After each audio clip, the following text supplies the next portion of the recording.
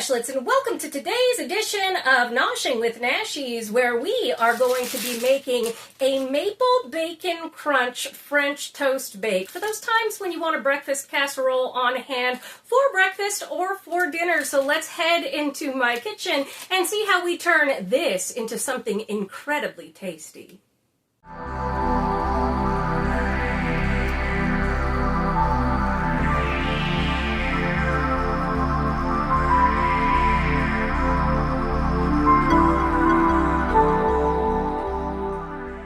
All right, Nashlets, let's see what we need for this maple bacon crunch French toast bake. First, we're going to need a loaf of French bread. Naturally, you can use some brioche, some challah bread, or even some sourdough would be fantastic. A little bit stale is good with this bread.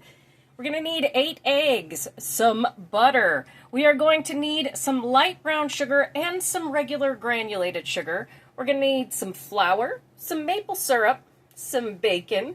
We're going to need some salt, some cinnamon, 2½ cups of buttermilk, or regular milk is fine. This is 2½ cups of milk with a couple of tablespoons of vinegar in it to make it buttermilk. And then we're going to need some vanilla extract. So let's go ahead and get started on the first portion for our French toast bake.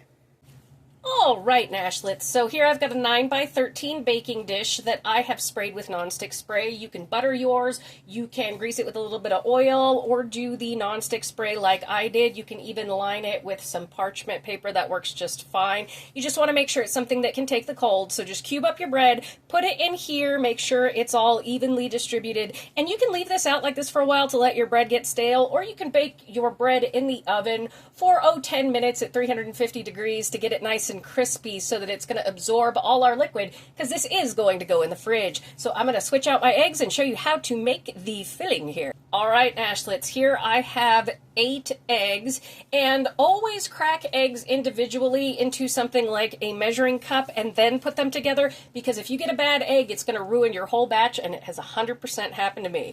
But okay, let's do 8 eggs. I've got about ½ cup of sugar. You can use ½ cup to 3/4 cup. That's up to you on how sweet you want this to be. We're going to have sugar and maple syrup on the top, so we don't need a whole lot of sugar. We're going to come in with just a pinch of salt, not even 1/4 teaspoon, just enough to make the sweet taste sweeter. Then we are going to come in with about 1 teaspoon of our cinnamon. This is optional. You do not need to add that. If you do not like cinnamon, you can throw apple pie spice in there. You can throw pumpkin pie spice in there. You can throw whatever you want. We're going to come in with about 1 teaspoon up to 1 tablespoon of vanilla. I think I'll probably go 1 tablespoon just because I like it. And then we are going to come in with the finale, which is our 2½ cups of buttermilk, which again, for me, is just 2½ cups of milk with a couple of tablespoons of vinegar in there. You can use lemon juice. Don't worry, you will not taste that at all, but it makes it a little thicker. And you can use a ½ cup of heavy whipping cream and take out a ½ cup of the milk if you want and add that just to make it a little bit thicker.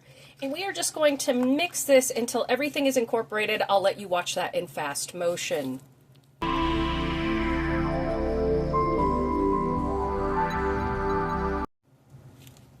As you can see, I mixed that up really well to make sure our granulated sugar was incorporated in that. Brought our bread pan back over here, and now we are just going to pour our mixture over the top.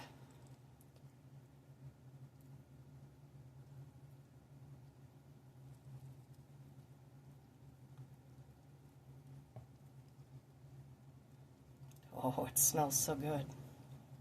I love the smell of cinnamon and vanilla. And yes, it will be all nice and liquidy, and I'm going to take my hands and I'm just going to kind of press my bread down a little bit to encourage the bread to absorb all of our liquid. Just make sure to do like so. Make sure everybody's coated. That's why we want a nice bread that's a little bit stale, because it will absorb quite a bit more of our liquid when it is stale. Just make sure everybody's down in. Now, all we're going to do is cover this up with aluminum foil. In my case, you can use saran wrap, whatever you like. And we're going to stick it in the fridge for at least a couple of hours. Overnight is really the best. You can go up to 24 hours because you want this to really saturate. And before we go to bake this, you want to take this out of the refrigerator about a half an hour or at least a half an hour before you're going to bake it, because you do not want to put a cold baking dish into a hot oven. So this is going to hang out in my fridge overnight, and I will see you tomorrow, my Nashlets.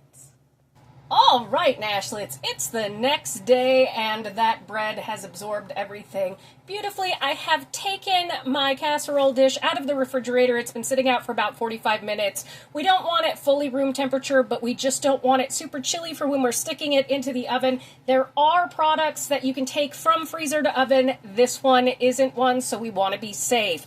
So what I've got here for our topping is a half a cup of packed light brown sugar. We've got a half a cup of flour, a half a cup of butter. This is our crunch factor, along with the bacon, of course. And then we're just going to come in with about a teaspoon or so of cinnamon. You can do whatever you want, give or take, or you can omit the cinnamon. And I actually just like to come in here and mush this together with my hands. We want our butter soft, but not runny is the whole thing. So you don't want it super mushy. I had to work fast because it's very hot today here. And we just want to mix it together until it becomes a crumble, because this is our beautiful crumble topping. And then while this is baking, we will cook up some bacon on the stove top and coat it in maple syrup for our maple bacon portion.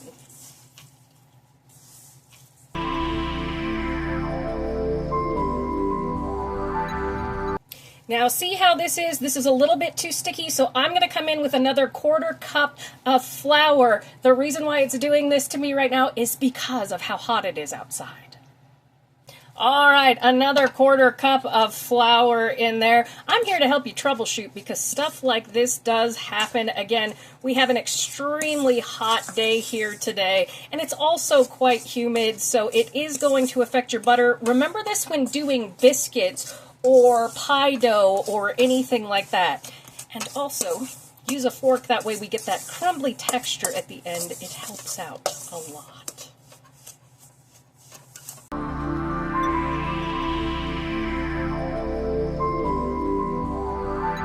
And what I'm going to do here, since it is so warm here, is I'm going to stick this in the refrigerator, or you can put it in your freezer for 10-15 minutes just to get a little bit more solid so it's easier to spread on the top of our casserole. That's not a problem. Again, I'm here to help you troubleshoot through those little things. All right, Nashlets, you can see how our bread overnight has absorbed all of our liquids so beautifully. And now we've got our crumble topping, and we're just going to come and kind of crumble it everywhere on top. And do remember, I'm a small channel, so should you ever make one of my recipes or need advice on any recipe, just hit me up in the comments, and I'm happy to help out if you need some.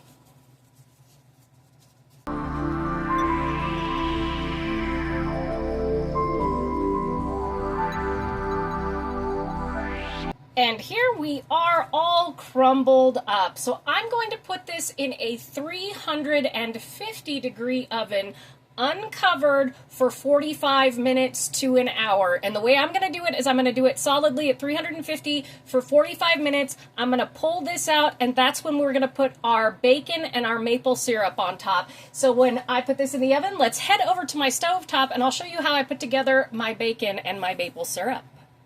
All right, Nashlets, what I've got here is a skillet heated over medium heat, which is 5 on my stove, goes from 1 to 10. And I'll tell you a little tip about bacon, because we never like messing up a cutting board if we don't have to.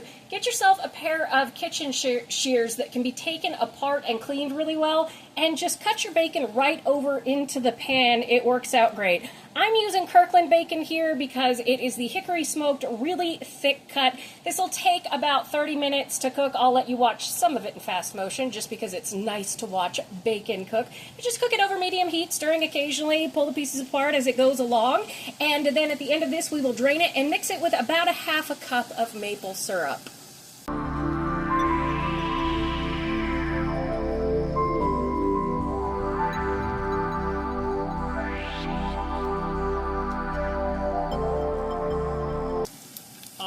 Nashlets, you can see that our bacon is nice and golden brown and cooked crispy since we're going to put it in that maple syrup. I've got about 11 minutes left on the timer on my oven, so I'm going to drain this and then we're going to put it in a bowl with some of our maple syrup. All right, Nashlets, crispy bacon, which you can use pre-cooked bacon, by the way, it's perfectly fine. And then I have the Kirkland organic maple syrup. This stuff is the good stuff. It's really good. We're just going to take a half a cup of maple syrup, pour it in. And yeah, I'm eyeballing it. Not too much.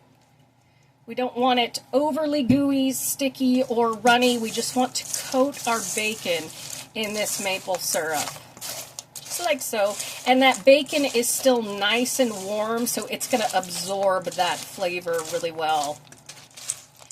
All right, so that's all you do. We are going to go ahead and pull our casserole out and top it with this bacon. All right, Nashlets, I pulled this out of the oven for just a second. You can see just how incredibly beautiful our French toast, it's our maple bacon crunch French toast bake looks here. And then we have our maple syrup and our bacon, and we are just going to go ahead and spoon all of this right over the top. And you know what would be really good in this bake too is if you really thinly sliced up one apple, and I mean super thin, and diced it and went ahead and put it into your liquid mix when you're pouring it into the bread or whatever. It would be really good because you would have an apple bake as well. Oh, this is going to be so good.